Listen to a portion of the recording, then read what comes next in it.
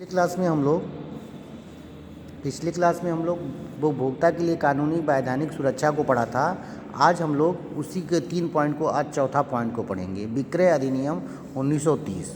विक्रय अधिनियम 1930 यह अधिनियम ये बताता है, यह क्रेता को उस स्थिति के लिए सुरक्षा प्रदान करता है जब क्रेता किसी माल का क्रय, ठीक ना, जिस शर्त के अनुसार, जिस क्वालिटी में, जिस प्राइस के अनुसार, बताए गए नियमों के अनुसार, ठीक है, हो।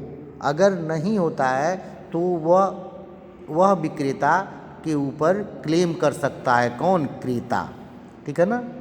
माल का जो सैंपल हो, ठीक ना, माल के सैंपल पे मालिकाना हक विक्रेता का ही होता है, लेकिन वह सामान क्रेता को बेचते समय उसके शर्तों, रूल, रेगुलेशन बताए गए, जो भी उस पे बताया गया है कि ये माल इस क्वालिटी का है, इस रेट का है, इस स्टैंडर्ड का है, उसी के अनुसार हो। नहीं तो विक्रेता 1930 के अधिनियम के तहत उस पर उपभोक्ता संरक्षण अधिनियम के अनुसार कानूनी कार्रवाई कर सकता है।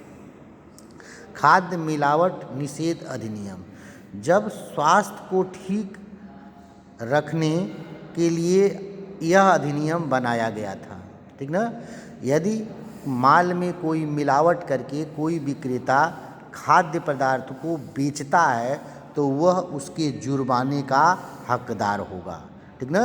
यह प्रावधान उसको जुर्माने का और सज़ा का हक देता है, ठीक ना।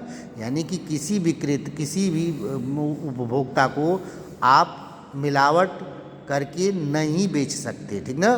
तो खाद्य मिलावट निषेध अधिनियम मतलब के तहत अगर कोई स्वास्थ्य से विपरीत, स्वार्थ को बिगाड़ने वाला कोई सामान कोई विक्रेता बेचता है तो उस पर जुर्माना और सज़ा का प्रावधान है।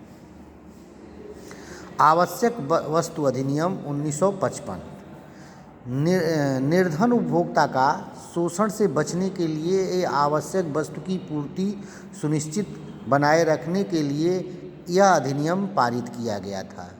जो बहुत गरीब होते हैं, ठीक ना, उनको इस शोषण से बचने के लिए यह अधिनियम पारित किया गया था 1955। इस अधिनियम के द्वारा वस्तुओं के उत्पादन, वितरण तथा आपूर्ति को नियंत्रित रखने के लिए किया जाता है, ठीक ना। उत्पादन, वितरण, आपूर्ति और नियंत्रण रखने के लिए तथा जमाखोरी, कालाबाजारी तथा, ठीक ना, अफरा तफरी में को अंकुश लगाने के लिए इस अधिनियम का प्रयोग किया जाता है 1955 में।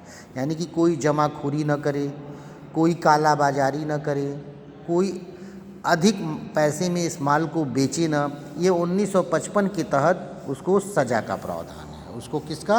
सज़ा का प्रावधान है, ठीक है ना। आगे चलते हैं बेटा।